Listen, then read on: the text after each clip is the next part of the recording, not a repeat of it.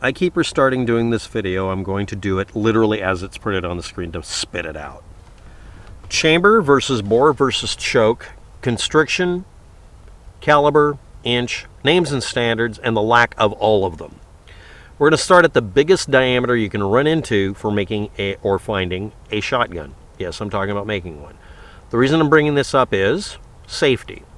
If the diameter of a shotgun barrel changes at all through from one end to the other, it will create pressure changes. If it doesn't change in any way, it has a lower likelihood of causing damage to the person.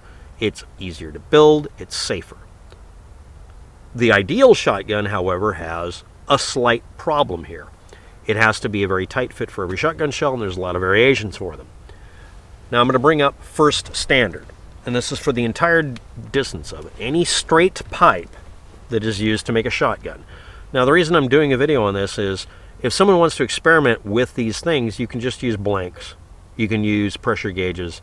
There's going to be a whole set of videos about this, but we have to discuss the bore changes. Dynamic changes in a bore create patterns in what comes out of it. In the case of shotgun, it's the pellet pattern. Where is it focused at a distance? Does it focus? Does it spread out a certain way? Do you want it to? Those are all other questions we're going to bring up, but I'm just going to bring up the diameter. I'm humorously calling this the Lowe's and or Harbor Freight or Home Depot shotgun barrel bore standard. The NPT SCH, National Pipe Standards schedule numbers. A 160 schedule pipe that is designated as 1 inch, or whatever it was, I forgot what it is already, will have a 0.815 inch inner diameter. Shotgun shell bases are 0.810. Now that translates to 81 caliber versus 81.5 caliber. So it's a bit of it's not very loose, but it is just big enough. Now, depending on where you buy it from, it will literally be 81 caliber because none of them are following any standards. Shotgun manufacturers don't have to follow standards. The shell manufacturers don't have to follow standard. It's what you find and use that works. So you got to get one as close as possible to what it says on paper. And it might not work. Next, if you fire a shotgun and pull the shell out and repack it, put it in another shotgun, it might not fit because it might have blast formed to the wrong diameter. So how is this fixed? Most chambers, where you put the shotgun shell in, go from 81 caliber and then neck down towards 80 caliber at the other end. So that as you put the shell in, the front end of it's probably going to be the okay, and it'll let you jam fit it into the shotgun. That's how they solved it. They literally made it to where you reform it as you put it in. As you close it up, it clamps it shut, and it may even reform the edge of it, the rim. And that is chamber bore. Chamber bore? Well, yeah, because if you make the bore of your shotgun exactly the same as the chamber, either the 81 caliber or the 80 caliber, the bore of it will let you fire the end of the shotgun shell out. You'll be firing literally what's called a cut shell. The propellant will throw the front of the shell out and you end up with what acts like a slug. These are called cut shells. Now the reason I'm bringing that up again is you can then use, of course, our Lowe's bore, our Horrible Freight liner shotgun here, to do cut shells safer. A shell that's fired by cutting off half of it and throwing it out of a normal gun will create a pressure spike. It'll kick like a mofo, and it might hurt you, and it might kill the gun too. If it kills the gun, it might actually just kill you from that too. And if it doesn't blow the gun apart, it might throw part of the gun into your face and leave the rest of it functional, and you won't be. Again, I'm doing these videos to tell people how to do things safely. So again, it's the 160, Schedule 160 pipe would be a good idea. It's an overborne, I mean, it's an inch, over an inch diameter on the outside, and it fits the shotgun shell perfectly. You have to build an actual real gun, though. You can't just slam fire shit here. Now, the next diameter down is actually all of the slug bores and slug diameters that are used for SAMI's listing, and they're really simple. It's 73.5 and 74.5 caliber. That's the large diameters, and that's the largest diameter you're going to run into, right? Well, what's the defined bore value for an actual 12 gauge? It's 73 caliber. These are half a caliber larger than the bore diameter they're supposed to fire through. Now remember, that's 73 caliber. I'm talking about being worried about firing an 81 caliber front end of a shell into that. Seems like a bad idea all of a sudden to do cut shells. So let's talk about the chokes. This is at the other end of the gun. These are the small ends.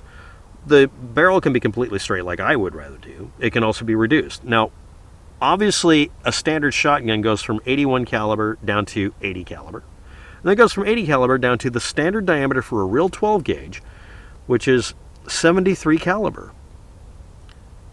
And there are reductions from there. And there are different types of cylinder bore or other bore types. There are other choke diameters. That's just at the nozzle at the end, last couple of inches. So let's talk about the most extreme choke. Well, obviously we go down to 73 caliber as their standard for the 12 gauge. What's the smallest choke size? It's 68 caliber, 68 and a half. That's called a full choke. It's only at the end, and it's shaped a little bit like a funnel. And obviously if it goes from a 80 caliber nose of a shotgun down to 73 caliber for the standard diameter for 12 gauge, there has to be a cone shape. It's called a forcing cone. This acts like another cone in shape to try to squeeze that column of shot into a smaller space. Okay, so the full choke, as defined by a specific company that gave it that name, they decided that would be 68.5 caliber. At 69.5 caliber, it's just called improved modified choke, not full choke. At this point, we run into the SAMI cylinder bore diameters for what they call cylinder bore instead of what a 12 gauge really is.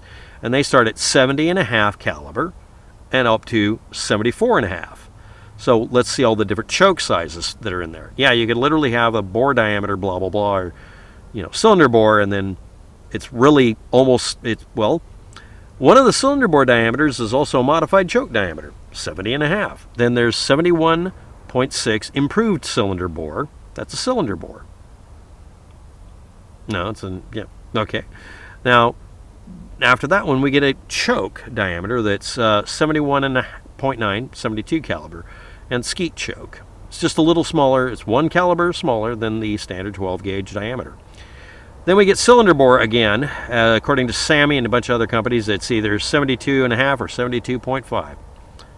0.4, excuse me. 72.4.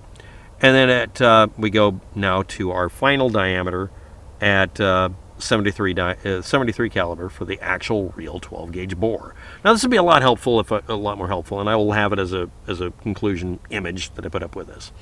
Now, why am I bringing this up?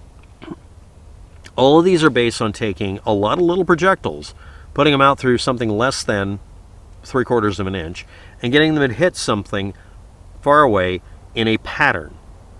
The idea here is to make it to where the pellets coming out of a shotgun form a pattern where they cover an entire area a specific size. Sometimes they have them weird shapes. They actually do that with some of them for some reason. The gun has to do it, not the shell. Or they make it to where it'll form patterns. And the idea is that so you can shoot at something that's a moving target and make sure you hit it so you can acquire food, or mostly birds, or shoot at something and not really aim much because it's fairly far away. A good example of this is buckshot. It's a lot of little bullets flying out of a big barrel, and it has to hit an area the size of the animal you're shooting, plus a little more, and it has to hit it with enough of them that it will take it out. If you fire a slug, again, the slugs are 73 to 74.5 or something like that, 75, 73, whatever. These slug diameters, they're all over the place, are supposed to send one object. The idea with a shotgun is you're kind of cheating because you're firing a bunch of shots at once. And again, to review really quickly, the reason I brought up the pipe diameter, aka Lowe's and Horrible Freight or hardware store standard, is it's an overbore, lower pressure, not much kick. You can get away with firing slugs or anything you want to, and you can even fire a cut shell, so you can use that as a slug, a very overbore slug. And it will have less chance of hurting you. That's all. The next thing is you don't have to design it as much. You can use literally black pipe or whatever from the store. Again, you make a test barrel, you test it to see if it's going to rupture. And because it doesn't have any diameter changes throughout, you can use a small section to test it and then you immediately destroy it so you're not violating the ATF rules. Because you have to worry about ATF rules. Now, why would you want to create one with these cylinder changes? You could get a piece of pipe that has a smaller diameter. Let's say you went full choke here. And you started off one that had an internal diameter of 0.7 inches. That would be full choke. And then you drilled it out to the shape of the chamber and the end of the shotgun shell. And it would have this very gentle taper down the middle of it. Maybe that would be an improvement that would make it to where it would pattern better as a shotgun. That is something to consider. But that's going to create pressure changes. But if it does it smoothly, it would create a gradual pressure increase as it comes out of the barrel. And you probably get away with it. And again, the smallest diameter slug that they talk about is 74 caliber. That's still bigger than the 12 gauge defined bore value of 73 caliber. So, it's a little bit bigger. So how about treating the whole diameter from 80 caliber down to 73 as a very long forcing cone and use that to create a similar effect to firing it through a choke that's supposed to create a pattern. Maybe that would do it. I don't know. I'd have to look up more of this. Now this is a scraps and pieces kind of video on that. Now I'm going to bring up another one. I already did a video on the bore diameters for 12 gauge, slugs, neck diameter, all this stuff from Wikipedia.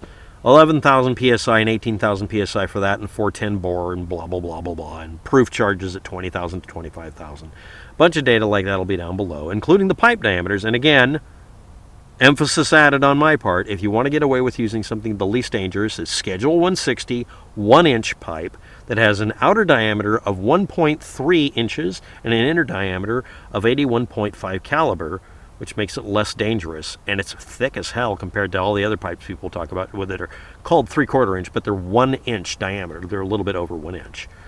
And you'd have to build a real gun. I'm recommending break barrel. Now, that's the first thing. Now we're going to bring up something completely different. Because we have only a few minutes left, I'm going to do it on something freeform. Bullet manufacturing.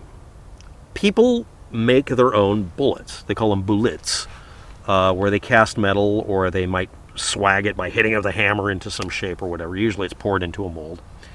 And they're lead. And they do all sorts of things like coat them with powder coating, or they'll even spray paint them or whatever. And that's to make it to where they don't chemically have any lead exposure, number one. Number two, if they do it thick enough, it wipes the barrel with the rifling in it and cleans it up. That's good. Now, most bullets that are small, like 22 caliber, are plated on the outside. It's called copper washing. It does the same thing. It keeps it clean, but it's a really thin foil layer. And the other bullets are actually made by having basically a copper hollow bullet made, and then they just pour lead into it. And some of the methods for doing it are pretty interesting, and you can look it up and you can watch all sorts of YouTube videos how bullets are made. I have an interesting idea here. Now, it came to my attention that a lot of these people don't know how to make a copper-coated cast item. So here's the video. Get a bullet mold that opens like this to where it has two copies of the bullet shape. You can use your finger, make one in putty. And you close it up and it makes a nice, thing. Okay. Now, go to the store and get copper tape. 90% of the time when the people talk about copper jacketing for a bullet to make it work, they have a gas seal on the back that's got a copper sheet, and they want copper around it, but they don't need it on the end of it, and they really just need it on the outside edges. So here's the simple idea.